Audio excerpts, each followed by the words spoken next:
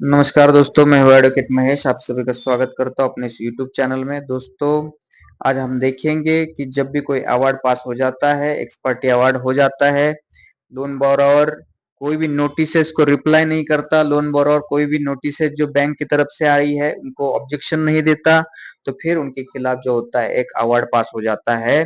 अब अवार्ड पास हो जाता है दोस्तों, तो वो अवार्ड किस तरीके से होता है एक्चुअल में, वो रियल है या फेक है अवार्ड, इसको कैसे हम आज हम इस वीडियो में समझेंगे दोस्तों। ठीक है, अब आपके सामने जो एक मैंने अवार्ड रखा है, एक अपने क्लाइंट के अवार्ड जो है हुआ है, उसका मैंने यहाँ पे सारी आइडेंटिटी मैंने छुपा दी है दोस्तों।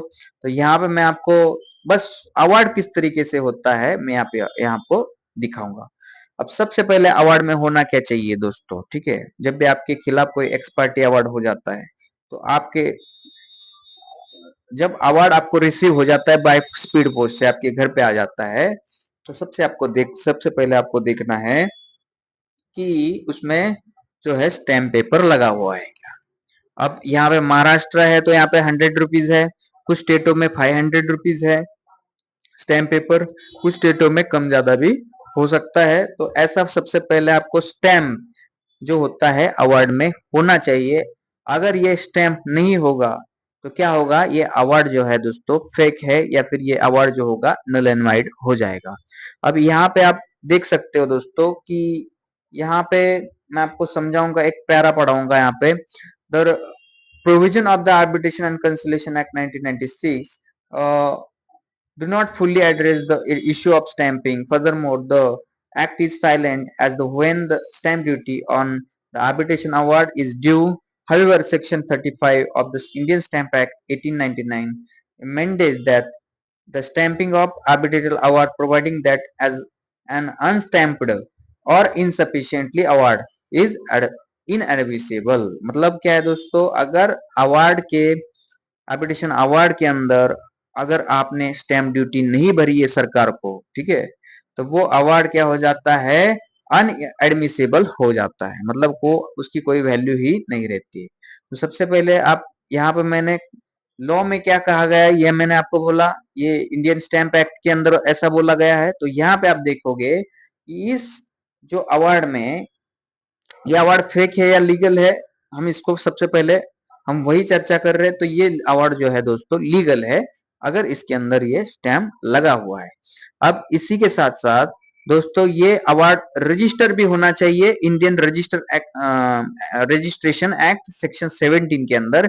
अगर ये एक्ट अवार्ड रजिस्टर नहीं होगा तो भी क्या हो जाएगा, ये अवार्ड नल एंड वाइड हो जाएगा दोस्तों, इसका कोई वैल्यू नहीं होगा। तो ये जो जानकारी मैं आपको दे रहा हूँ दोस्तों, ये प्रैक्टिकल है, और मैंने जो है लॉ को पढ़ के ये सारे वीडियो बनाता हूँ, जजमेंट को पढ़ के ये सारे वीडियो बनाता हूँ। तो इसीलिए मेरे जो वीडियो होते हैं दोस्तों प्रैक्टिकली होते हैं। तो यहाँ पे आप देख सकते हो अभी अवार्ड के अंदर क्या क्या चीजें लिखी होती है, और क्या क्या हमारे फेवर की चीजें लिखी रहती है, क्या बैंक के फेवर की चीजें लिखी रहती है, वो भी मैं आपको यहाँ पे दिखाने जा रहा हूँ। ठीक है, अवार्ड किस तरीके से एक्सपर्टी करते हैं। ठीक है, अब आगे जाते हैं दोस्तों। तो यहाँ पे लिखा हुआ है arbitration proceeding before the tribunal so and यहाँ पे आपका केस नंबर, ये सारी चीजें लिखी होगी। यहाँ पे एस बैंक, यहाँ पे मैंने नीचे अपने क्लाइंट का जो है मैंने एड्रेस फोन वगैरह रहता है, ये सारा मैं यहाँ पे छुपा दिया है। ठीक है, अवार्ड डेटेड 8/8/2024 अभी का अवार्ड है दोस्तों। अब इस अवार्ड में लिखा क्या गया है, यहाँ पे मैं आपको बारीकियां आपको यहाँ पे समझा देता हूँ, और हमने क्या गलती की है इसके अंदर वो भी मैं आपको समझा देता हूँ। अब ये सबसे पहले पैराज में लिखा है दोस्तों, this matter is in respect of the dispute that has arisen between the parties and in the terms of the credit card agreement inter se such dispute to be resolved by arbitration. ठीक है, अगर agreement में क्या लिखा है, ऐसा dispute जो होगा आर्बिट्रेशन से सॉल्व करेंगे, ऐसा एग्रीमेंट जो है में लिखा हुआ है, ऐसा ये क्लॉज बोल रहा है, ऐसा ये आर्बिट्रेटर जो है लिख रहा है दोस्तों। ठीक है, अवार्ड में for this purpose and in light of the amendment in the arbitration law and the judicial pronouncement regarding appointment of arbitrator with the view of provide each party fully opportunity to present its case fairly and conveniently।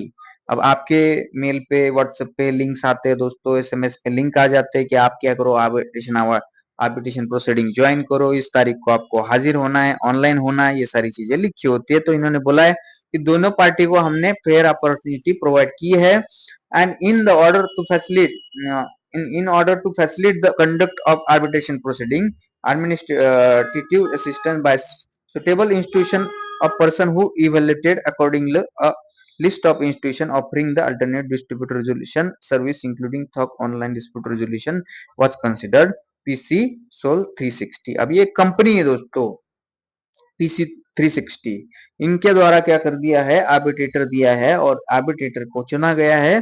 ये इनको चुना गया है arbitrator, और ये क्या करेंगे, अभी डिस्प्यूट सॉल्व करेंगे। was identified and one such neutral institution include in the said list that provide administrative support of parties which has no interest in the outcome।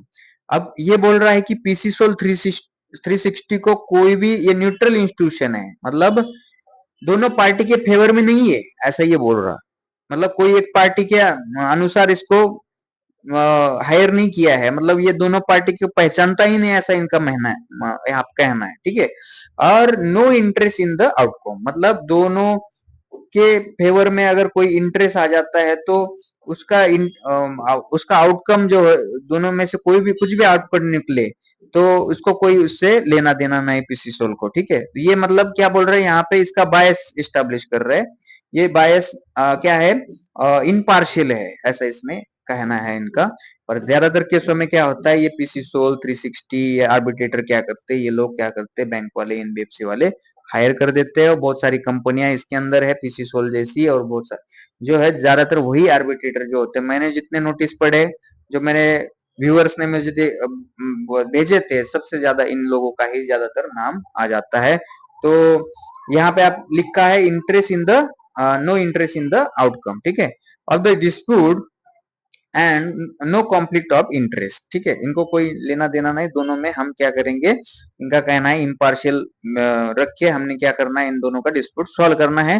Consequently white the notice under section 21 of, अब आगे जाते हैं, the arbitration and conciliation act 1996 dated 28/8/2023 को। अब इन्होंने कहना है कि इसके अंदर हमने टू द रिस्पोंडेंट, अब रिस्पोंडेंट को इन्होंने अंडर सेक्शन 21 के हिसाब से इस तारीख को क्या है, एक नोटिस दिया था। अब इस नोटिस में कहा गया कि आपको क्या है, आप आगे पढ़ते हैं, the respondent was intimated of the same of view से respondent were invited upon the failure in response. अब क्या रहे, या इसमें लिखा है रिस्पोंडेंट को इनवाइट कर दिया, कौन से सेक्शन में इनवाइट कर दिया, अंडर सेक्शन 21। अब ये अंडर सेक्शन 21 क्या बोलता है दोस्तों, जब दोनों पार्टियां जो होती है अपना आर्बिट्रेटर चुनने के लिए, या फिर कोई एक पार्टी आर्बिट्रेशन चुनने के लिए उसमें कोई कंसेंट नहीं रहता है, तो सेक्शन 21 ये बोलता है कि ये अंडर 20 सेक्शन 21 के अंदर कोई भी एक पार्टी जो है आर्बिट्रेशन क्या है, विदाउट कंसेंट चुन लेगी और अपना आर्बिट्रेटर चुन के एक्स पार्टी अवार्ड कर लेगी, ऐसा सेक्शन 21 है। Upon filler of any response it was understood that the content of this notice under the section 21 of the act where the correct and the respondent waived the right to object to the same। मतलब क्या बोल रहा है ये, upon failure of the response, मतलब response ही हमें कोई मिला नहीं, हमने नोटिस भेजा पर सामने वाले ने कोई रिप्लाई नहीं किया। जो लोन बोरोवर होता है ज्यादातर ये इग्नोर कर देते हैं, ऑब्जेक्शन करते ही नहीं है। अब हमने ऑब्जेक्शन किया तो इनका काम आगे का बढ़ने ही वाला नहीं है, सेक्शन 21 होने ही वाला नहीं है दोस्तों। तो आप क्या करते हैं सब लोग, कि आप इसको हल्के में लेते हो, आप ऑब्जेक्शन रिप्लाई नहीं करते हो, फिर ये दिक्कत आ जाती है। आगे जो होता है अवार्ड पास हो जाता है। It was understood that the content of notice under section 21 of the act were correct and respondent waived the right to the object to the same, ठीक है। मतलब क्या बोल रहा है, सेक्शन 21 में हमने नोटिस भेजा, अब सेक्शन 21 मतलब एक ही पार्टी क्या करेगी, अपॉइंटमेंट कर लेगी, अपना एक्स पार्टी अवार्ड कर लेगी, ऐसा शॉर्टकट में है। अगर हमने objection waived the right of object to the same, मतलब रिस्पोंडेंट ने कोई ऑब्जेक्शन ही नहीं लिया तो हमने क्या कर दिया, the reference or the arbitration process was not challenged and accordingly the arbitration was registered and case numbers उन्होंने आगे लिख दिया was assigned to thereto। मतलब फिर इन्होंने ऑब्जेक्शन नहीं लिया अब वो लोन बोरोवर ने, तो हमने क्या कर दिया, केस रजिस्टर कर दिया और केस आईडी भी असाइन कर दिया।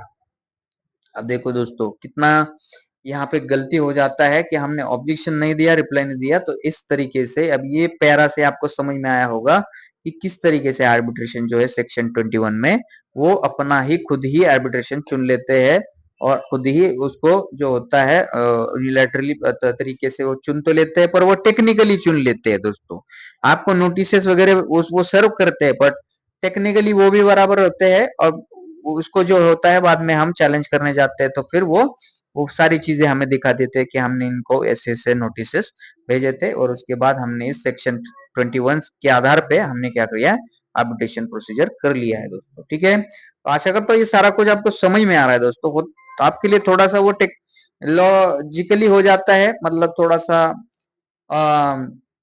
कानूनी भाषा आपको थोड़ा समझने में दिक्कत है, पर मैं आपको एकदम हल्के में आपको आपकी भाषा में एकदम सिंपल करके समझा रहा हूँ। ठीक है दोस्तों, अब आगे यहाँ पे ये पैरा एक पढ़ लेते हैं दोस्तों। इस पैरा में क्या लिखा है देखो, PC Sol 360 advisor to arbitration proceeding via its platform and impel the independent qualified arbitrator required competence, knowledge and varied expertise to the panel arbitrator। अब इनके पास सारे आर्बिट्रेटर है जो कॉम्पिटेंट है, ऐसा इनका कहना है। The panel is board based panel that consists of retired judge, मतलब रिटायर्ड जज है इनके पास। आर्बिट्रेटर होता है जो ज्यादातर रिटायर्ड जज ही होते हैं दोस्तों, प्रोफेशनल लॉयर वगैरह स्किल्स वगैरह रहते हैं, ऐसा इनका कहना है। Said panel cannot be hand picked by the any one party, मतलब कोई भी एक पार्टी ने इनको चुना नहीं गया है। ठीक है, ऐसा इनका कहना है। The arbitration proceeding are conducted under the act, मतलब एक्ट के हिसाब के हमने आर्बिट्रेशन प्रोसीडिंग जो है कंडक्ट किया है। The undersigned was assigned to the act and sole arbitrated for the said panel with behalf of the parties to the preside over the present arbitration proceeding। notification of registration arbitration dated 23/11/2023 was provided to the respondent। अब ये इन्होंने क्या बोला है कि notification हमने respondent को arbitrator appoint किया है, ऐसा भेज दिया है। ठीक है, the email was successfully delivered and no return to sender message, bounce back message और error message was received from the mail server.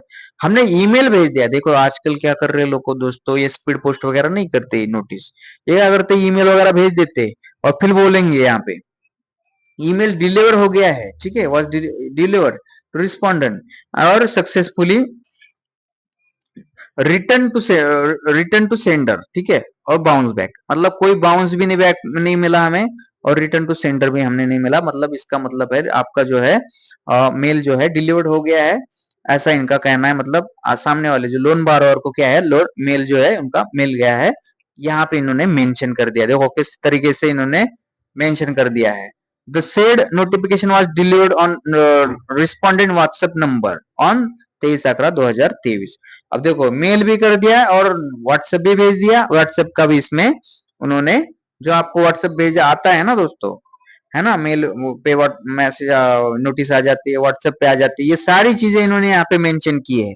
मतलब इन्होंने सारा लॉफुली इसको अवार्ड को बनाया है। ठीक है, आपके पास व्हाट्सएप आ जाता है, आप इग्नोर कर देते हो। तो the WhatsApp message was first read on 23/11/2000। WhatsApp message read पे हो गया है, ये भी उनको पता चल जाता है दोस्तों। ठीक है, a copy of their of provided to the claimant, the said notification contained in the alia brief description of claim, whether the remedies or detailed arbitrator video explanation instruction action the case management system। अब देखिए दोस्तों, delivery of service of all digital communication throughout the proceeding is tracked and obtained through email and SMS WhatsApp API। मतलब दोस्तों देखिए ये सारा अभी digitally हो गया है हमारे भारत में। अभी इंडियन जो एविडेंस एक्ट था पहले, ठीक है, अभी आ गया है भारतीय साक्ष्य अधिनियम 2023। मतलब इसके अंदर ऐसा है कि ज्यादातर क्या है, सारा डिजिटली कर दिया है मोदी जी ने। ठीक है, तो ये डिजिटली नोटिस सर्व कर सकते हैं, डिजिटली अवार्ड पास कर सकते हैं, बहुत सारी चीजें। अभी जो पहले बाय पोस्ट वगैरह सारा कुछ करना पड़ता था, मैंडेटरी था, रिटर्न कम्युनिकेशन मैंडेटरी था।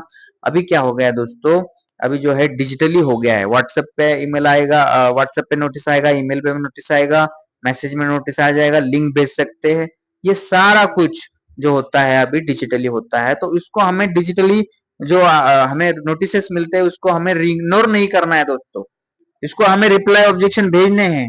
और आप खुद से रिप्लाई ऑब्जेक्शन नहीं भेजोगे, ठीक है, तो रिटर्न नहीं भेजोगे रिप्लाई ऑब्जेक्शन, तो फिर आपको दिक्कत आने वाली है। इस तरीके का अवार्ड जो होगा दोस्तों फिर आपके खिलाफ पास हो जाने वाला है। अब ज्यादा इस वीडियो को मैं लंबा नहीं करूंगा। अब आपको समझ में आया होगा कि जो नोटिसेस जितने भी आते होंगे आपको उसको रिप्लाई कैसे देना, रिप्लाई क्यों करना होता है, ऑब्जेक्शन क्यों लेना होता है उसके ऊपर अभी आपको समझ में आया होगा। अगर आपको इसको शॉर्टकट में दिखाओ इस आर्बिट्रेशन अवार्ड में, तो यहाँ पे आप इन्होंने क्या बोला है देखो। अब यहाँ पे इन्होंने अवार्ड भी पास कर दिया, और अवार्ड क्या है 1,22,200। अब इसको 12% से देना है, ठीक है। ये 4,500 रुपए जो आर्बिट्रेशन का खर्चा आया वो भी आपको देना है, ठीक है। और वो सारी चीजें जो अवार्ड के ऑर्डर में लिखी है अवार्ड में, ठीक है, वो अभी जो है सामने वाले के ऊपर है, बाइंडिंग बन गई है, अब उसको देना ही है। अब अगर वो नहीं देगा तो क्या हो जाएगा, उसका एग्जीक्यूशन होने वाला है, और एग्जीक्यूशन में उसको शो कॉज नोटिस मिलेगा, उसको स्टेटमेंट रखने का मौका मिलेगा। और फिर बाद में अगर वो पेमेंट नहीं देगा इतना सारा जो उन्होंने लिखा है अवार्ड में, ठीक है, तो फिर उनका प्रॉपर्टी भी क्या हो जाएगा, कुर्की हो जाएगा। प्रॉपर्टी बेच के जो है बैंक इन्वेस्टमेंट कंपनी उसका पैसा क्या करेगी, वसूल करने वाली है। अब ऐसा होने से बचना है तो आपको रिप्लाई ऑब्जेक्शन भेजना है दोस्तों। और आर्बिट्रेशन, आशा करता हूँ आर्बिट्रेशन अवार्ड भी आपको लीगल है या फेक है, आपको कैसे है मैं इस वीडियो में समझा सका हूँ। अगर आपको और कुछ कमेंट्स में लिखना है, आपके प्रश्न है तो आप कमेंट्स में लिखिए, और वहां पे मैं आपका जरूर रिप्लाई करूंगा। इस डिस्क्रिप्शन में मेरा नंबर छोड़ रहा हूँ, अगर आपको कोई नोटिस आ रहा है, कुछ आ रहा है, तो मुझे व्हाट्सएप पे संपर्क कर सकते हैं। और दोस्तों बहुत सारे लोग हैं जो मेरे को संपर्क करते हैं, बोलते हैं सर मैं, मेरे पास मल्टीपल लोन है, ठीक है, और मैं सुसाइड करने जा रहा हूँ, मेरे को बहुत ज्यादा हैरेसमेंट हो रहा है, मैं क्या करूँ सर, ये करूँ। तो सबको मैं एक समझाना चाहता हूँ दोस्तों, देखिए ये लीगली बैंक जो होती है सारी चीजें करती है, उसको टाइम भी बहुत ज्यादा जाता है, तो उसके दौरान हम क्या कर सकते हैं, बैंक में सेटलमेंट कर सकते हैं, और हमारा जो है ये केस वगैरह सारा लीगल प्रोसीजर हम क्लोज कर सकते हैं। तो इसमें सुसाइड करने का जैसा कुछ है नहीं, कुछ इतना ज्यादा टेंशन लेने का कुछ है नहीं। आप आराम से इसको मतलब थोड़ा सा टेक्निकली लड़ो, थोड़ा लॉफुली लड़ो, ठीक है, किसी लॉयर की सहायता ले लो, या फिर मेरी सहायता होनी चाहिए आपको, मेरे नंबर पे व्हाट्सएप कर दो। थोड़ा बहुत नोटिस वगैरह रिप्लाई ऑब्जेक्शन करने का थोड़ा बहुत फीस रहेगा, वो आपको पे करना पड़ेगा। बट आपको अगर ऐसा यूनिलैटरल अवार्ड जो है होता है, एक्स पार्टी अवार्ड जो होता है, अगर आपको नहीं होना है आपके खिलाफ, तो आप जरूर, आपका क्या है, आपका रिस्पांस उनको देना होना है, रिप्लाई जो होता है ऑब्जेक्शन होता है उनको देना होता है दोस्तों। इसमें आप उसमें दिरंगाई नहीं करनी होती है, और उसको आपको इग्नोर नहीं करना होता है, ठीक है। तो दोस्तों आशा करता हूँ आपको ये सब वीडियो आपको समझ में आया होगा। अगर मिलते हैं नेक्स्ट वीडियो में नई जानकारी के साथ। अगर आपको नए कुछ टॉपिक के ऊपर जानकारी चाहिए होगी तो जरूर आप कमेंट भी में भी लिख सकते हो, मैं नए नए टॉपिक्स पे आपको वीडियो बना के दूंगा। धन्यवाद।